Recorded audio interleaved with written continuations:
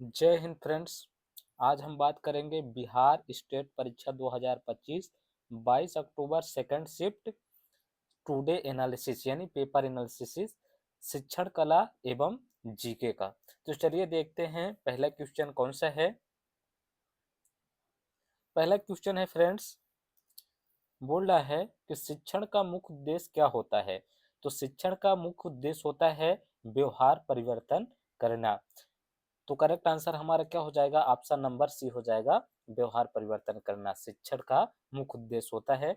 अगले क्वेश्चन की ओर चलेंगे। अगला क्वेश्चन है हमारा,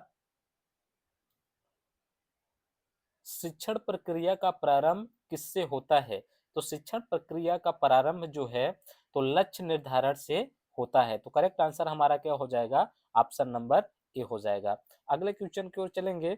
अगला क्वेश्चन है, अधिगम का अर्थ है। तो अधिगम का अर्थ क्या होता है फ्रेंड्स, अधिगम का अर्थ होता है अनुभव से व्यवहार परिवर्तन करना।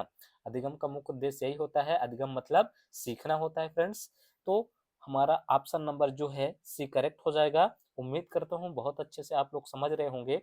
अगला क्वेश्चन जो है, अगला क्वेश्चन है कि सार्थक अधिगम की संकल्पना किसने दी थी। तो करेक्ट आंसर हमारा क्या हो जाएगा, जो सार्थक अधिगम संकल्पना दी थी वो थे आशुबेल थे। तो करेक्ट आंसर हमारा बी हो जाएगा, आशुबेल। अगले क्वेश्चन की ओर चलेंगे। अगला क्वेश्चन है हमारा कि व्यवहारवाद का मुख्य सिद्धांत क्या है। जो व्यवहारवाद है उसका मुख्य सिद्धांत क्या है। तो करेक्ट आंसर हमारा हो जाएगा उद्दीपन प्रक्रिया, स्टिमुलेट रिस्पॉन्स। ठीक है, तो ऑप्शन नंबर जो बी है करेक्ट हो जाएगा। अगले क्वेश्चन की ओर चलेंगे। अगला क्वेश्चन है हमारा, बोल रहा है कि शिक्षण की सर्वश्रेष्ठ विधि कौन सी मानी जाती है। जो शिक्षण है उसकी सर्वश्रेष्ठ विधि जो है वो अनुभवात्मक विधि को मानी जाती है। तो ऑप्शन नंबर डी करेक्ट हो जाएगा। अगले क्वेश्चन की ओर चलेंगे। अगला क्वेश्चन है कि ब्लूम का वर्गीकरण, जो ब्लूम है ब्लूम का वर्गीकरण किससे संबंधित है। तो ब्लूम का वर्गीकरण जो है अधिगम के क्षेत्र से संबंधित है। तो ऑप्शन नंबर जो डी है, option number option number A correct हो जाएगा। अधिगम से अधिगम के क्षेत्र से संबंधित है। अगले क्वेश्चन की ओर चलेंगे। अगला क्वेश्चन जो है बोल रहा है कि शिक्षा का समाजशास्त्री आधार क्या है। शिक्षा का समाजशास्त्री जो आधार है वो ऑप्शन नंबर सी है, सांस्कृतिक का संवहन। संस्कृत का संवहन या फिर सांस्कृतिक का संवहन, ऑप्शन नंबर सी करेक्ट हो जाएगा, संस्कृत का संवहन। अगले क्वेश्चन की ओर चलेंगे फ्रेंड्स। अगला क्वेश्चन जो है, अगला क्वेश्चन है, बालक के विकास का सर्वप्रथम चरण कौन सा है। तो बालक का विकास का सर्वप्रथम चरण जो है शैशवावस्था है। ये चार अवस्थाएं इसमें पूरी दी हुई हैं, जैसे शैशवावस्था, बाल्यावस्था, किशोरावस्था और प्रौढ़ावस्था। ये यही जो होता है यही क्रम होता है। इसके बारे में थोड़ा सा आप लोग जान लीजिए कि जो एक इंसान होता है, मनुष्य होता है, उसका जो विकास होता है किस तरह से होता है। देखिए सबसे पहले वो शैशवावस्था में आता है। शैशवावस्था मतलब 0 से 5 वर्ष के बीच में, 0 से 5 वर्ष के बीच में। इसके बाद बाल्यावस्था आता है 5 से लेकर 12 वर्ष तक। 12 वर्ष के बाद आता है किशोरावस्था। किशोरावस्था आता है 12 वर्ष से लेकर 25 वर्ष तक। 15 लिख दे यहाँ, 25 होगा, 25 वर्ष तक। इसके बाद प्रौढ़ावस्था जो होता है 25 वर्ष से लेकर इधर 60 तक होता है। 60 के बाद फिर वो वृद्धावस्था कहलाता है। ठीक है, तो बालक के विकास का सर्वप्रथम चरण जो होता है वो होता है शैशवावस्था, 0 से लेकर 5 वर्ष के बीच में होता है। ठीक है फ्रेंड्स, तो अगले क्वेश्चन की ओर चलेंगे। अगला क्वेश्चन है हमारे पास। अगला क्वेश्चन बोल रहा है कि जो प्रक्रिया का संबंध है किससे है। प्रक्रिया का जो संबंध होता है, प्रतिक्रिया का संबंध है, वो अधिगम परिमाण से होता है। करेक्ट आंसर क्या हो जाएगा हमारा, अधिगम परिमाण। अगले क्वेश्चन की ओर चलेंगे। अगला क्वेश्चन है, निर्माणवादी निर्माणवादी दृष्टिकोण के अनुसार शिक्षण है। तो करेक्ट आंसर हमारा क्या हो जाएगा, जो निर्माणवादी दृष्टिकोण है वो है एक ज्ञान का निर्माण करना। करेक्ट आंसर हमारा क्या हो जाएगा, एक ज्ञान का निर्माण करना। ठीक है फ्रेंड्स, तो बहुत अच्छे से आप लोग समझ रहे होंगे उम्मीद करता हूं। अगले क्वेश्चन की ओर चलेंगे। अगला क्वेश्चन है हमारा कि शिक्षण कौशल का संबंध है, शिक्षण कौशल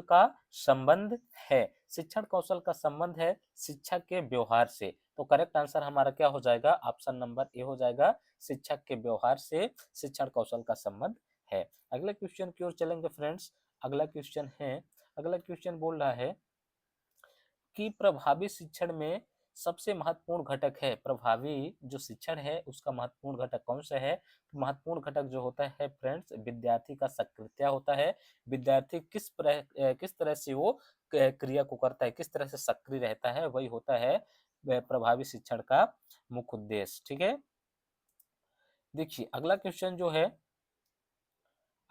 है फ्रेंड्स, बोल रहा है बालक अपने अनुभव से सीखता है, यह किसका मत है। यह जो मत है किसका है, ये मत है जॉन डेवी का। करेक्ट आंसर हमारा क्या हो जाएगा, जॉन डेवी। अगले क्वेश्चन की ओर चलेंगे। बोल रहा है कि प्रतिपुष्टि फीडबैक का कार्य है। फीडबैक का कार्य क्या होता है, प्रतिपुष्टि का कार्य होता है सुधार करना। आप लोग अच्छे से जानते होंगे जो फीडबैक किसको दिया जाता है, प्रतिपुष्टि किसको दिया जाता है, जब हम कोई चीज को देखते हैं, रिव्यू करते हैं, इसके बाद उसमें जो कुछ रहता है सही गलत, उसको हम बताते हैं कि ये ऐसा नहीं है, ऐसा ही अच्छा है या खराब है, वही होता है फीडबैक। प्रतिपुष्टि का मतलब होता है सुधार करना। ठीक है, फिर तो ऑप्शन नंबर बी करेक्ट हो जाएगा। अगले क्वेश्चन की ओर चलेंगे। अगला क्वेश्चन है हमारा कि शिक्षण शिक्षण योजना का उद्देश्य है, शिक्षण योजना का मुख्य उद्देश्य क्या है। तो करेक्ट आंसर हमारा हो जाएगा, शिक्षण योजना का उद्देश्य है शिक्षण को प्रभावी बनाना। तो करेक्ट आंसर हमारा क्या हो जाएगा, शिक्षण को प्रभावी बनाना। अगले क्वेश्चन की ओर चलेंगे। अगला क्वेश्चन है हमारा कि सहकारी अधिगम में बल दिया जाता है, सहकारी अधिगम में बल दिया जाता है समूह कार्य पर बल दिया जाता है। फ्रेंड्स तो ऑप्शन नंबर बी करेक्ट हो जाएगा, समूह पर कार्य करना। अगले क्वेश्चन की ओर चलेंगे। बोला है शिक्षण विधि का चयन निर्भर करता है, जो शिक्षण विधि है उसका चयन किस पर निर्भर करता है, विषय वस्तु एवं विद्यार्थियों पर निर्भर करता है। तो ऑप्शन नंबर बी करेक्ट हो जाएगा, विषय वस्तु एवं विद्यार्थियों पर निर्भर करता है फ्रेंड्स। अगले क्वेश्चन की ओर चलेंगे। अगला क्वेश्चन है हमारा, बोल रहा है कि शिक्षण मूल्यांकन का मुख्य उद्देश्य है, शिक्षण जो मूल्यांकन है उसका मुख्य उद्देश्य क्या है, मुख्य उद्देश्य है प्रगति एग्जांत करना, प्रगति एग्जांत करना। आप लोग मूल्यांकन भी जानते होंगे, मूल्यांकन क्या है, और शैक्षिक मूल्यांकन भी जानते होंगे। तो शैक्षिक मूल्यांकन का मुख्य उद्देश्य क्या होता है, प्रगति प्राप्त करना होता है या फिर एग्जांत करना। ऑप्शन नंबर सी करेक्ट हो जाएगा। अगले क्वेश्चन की ओर चलेंगे। बोला है कि पियाजे के अनुसार संज्ञानात्मक विकास की अंतिम अवस्था कौन सी होती है।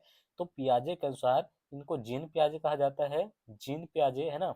तो जीन पियाजे के अनुसार संज्ञानात्मक विकास का अंतिम अवस्था होता है जो औपचारिक सक्रियात्मक। ठीक है, तो ऑप्शन नंबर डी करेक्ट हो जाएगा, औपचारिक सक्रियात्मक। अगले क्वेश्चन की ओर चलेंगे। अगला क्वेश्चन जो है बोल रहा है कि अभिप्रेरणा का मुख्य उद्देश्य है, अभिप्रेरणा का मुख्य उद्देश्य क्या है, अभिप्रेरणा का मुख्य उद्देश्य है लक्ष्य प्राप्ति हेतु उत्साह उत्पन्न करना। तो करेक्ट आंसर हमारा क्या हो जाएगा, लक्ष्य प्राप्ति हेतु उत्साह उत्पन्न करना। ऑप्शन नंबर बी करेक्ट हो जाएगा। अगले क्वेश्चन की ओर चलेंगे। अगला क्वेश्चन है कि शिक्षक का सर्वोत्तम गुण क्या है, शिक्षक का सर्वोत्तम गुण क्या है। तो ऑप्शन नंबर बी हो जाएगा, शिक्षक का सर्वोत्तम गुण है विद्यार्थी से प्रेम करना। अगले क्वेश्चन की ओर चलेंगे। अगला क्वेश्चन है हमारा, बोल रहा है ड्रिल विधि का उपयोग किया जाता है, ड्रिल विधि का उपयोग किया जाता है, कहाँ किया जाता है, आदत डालने में किया जाता है। तो ऑप्शन नंबर जो ये है करेक्ट हो जाएगा, आदत डालने में। अगले क्वेश्चन की ओर चलेंगे। जो बोल रहा है पावलोव का प्रयोग किस पर आधारित था। तो पावलोव का प्रयोग जो है अनुबंधन अधिगम पर आधारित है। तो करेक्ट आंसर हमारा ये हो जाएगा, अनुबंधन अधिगम। अगले क्वेश्चन की ओर चलेंगे। अगला क्वेश्चन है हमारा, बोल रहा है कि समायोजन शब्द का प्रयोग किसने किया था। तो समायोजन शब्द का प्रयोग सर्वप्रथम जीन पियाजे जी ने किए थे। तो ऑप्शन नंबर बी करेक्ट हो जाएगा। अगले क्वेश्चन की ओर चलेंगे फ्रेंड्स। अगला क्वेश्चन दिया है कि गुणात्मक गुणात्मक मूल्यांकन का उद्देश्य है, जो गुणात्मक मूल्यांकन का उद्देश्य क्या है? सीखने के गुणात्मक पहलुओं का जानना। जो सीखते हैं हम लोग उसका पहलू को हमें ज्ञात करना ही गुणात्मक मूल्यांकन का उद्देश्य होता है। अगले क्वेश्चन की ओर चलेंगे। अगला क्वेश्चन है हमारा, बोल रहा है शिक्षण प्रक्रिया में मूल्यांकन की भूमिका है। जो शिक्षण प्रक्रिया है उसमें मूल्यांकन की भूमिका क्या होती है? ऑप्शन नंबर ए हो जाएगा सुधार के लिए दिशा देना। ऑप्शन नंबर ए करेक्ट हो जाएगा, सुधार के लिए दिशा देना। अगले क्वेश्चन की ओर चलेंगे। बोल रहा है कि शिक्षण उपकरणों का प्रयोग क्यों किया जाता है? तो शिक्षक उपकरणों का प्रयोग इसलिए किया जाता है जिससे शिक्षक को रोचक व प्रभावी बना सके हम लोग। ठीक है, तो शिक्षण को रोचक व प्रभावी बनाने के लिए शिक्षण उपकरणों का उपयोग किया जाता है। तो ऑप्शन नंबर ए करेक्ट हो जाएगा। अगले क्वेश्चन की ओर चलेंगे। अगला क्वेश्चन है हमारा,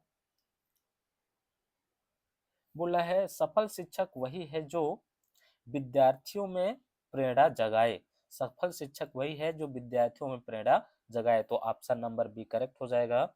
अगले क्वेश्चन की ओर चलेंगे। सामान्य ज्ञान का प्रश्न यहाँ से शुरू होता है फ्रेंड्स।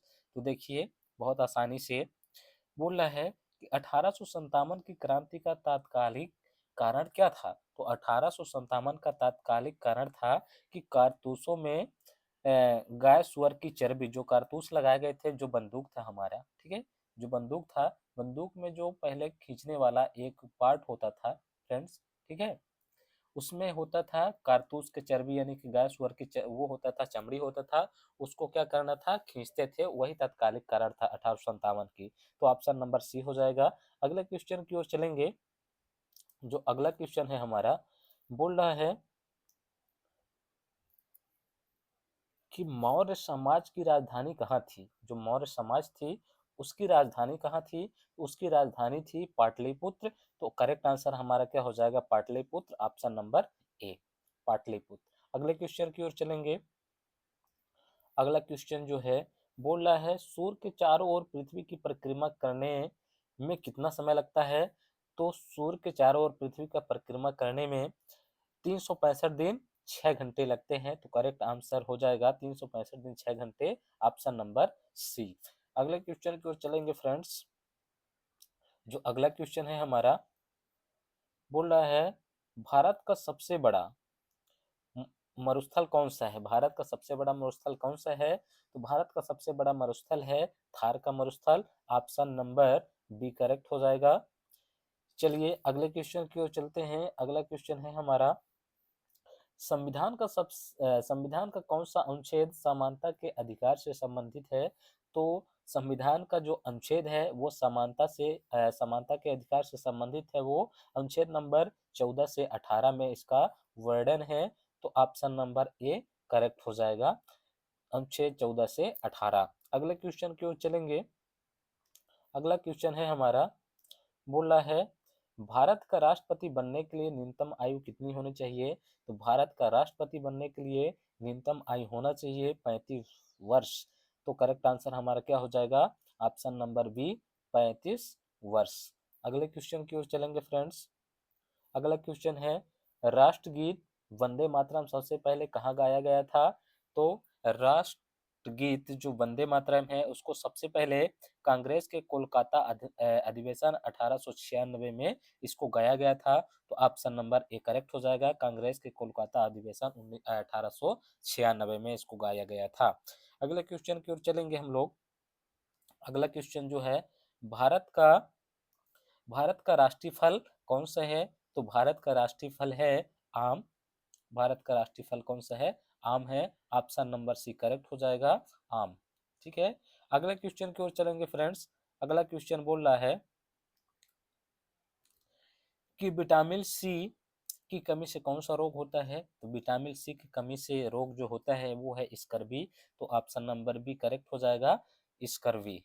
ठीक है फ्रेंड्स, स्कर्वी। ठीक है फ्रेंड्स, अगला क्वेश्चन देखेंगे। अगला क्वेश्चन जो है, अगला क्वेश्चन बोल रहा है कि कंप्यूटर की मदरबोर्ड पर क्या स्थित होता है? तो कंप्यूटर का जो मदरबोर्ड है उसमें स्थित होता है प्रोसेसर, मेमोरी व अन्य घटक शामिल होते हैं। तो ऑप्शन नंबर ए करेक्ट हो जाएगा, प्रोसेसर, मेमोरी व अन्य घटक। तो मिलते हैं अगले वीडियो में, तब तक के लिए thank you so much friends.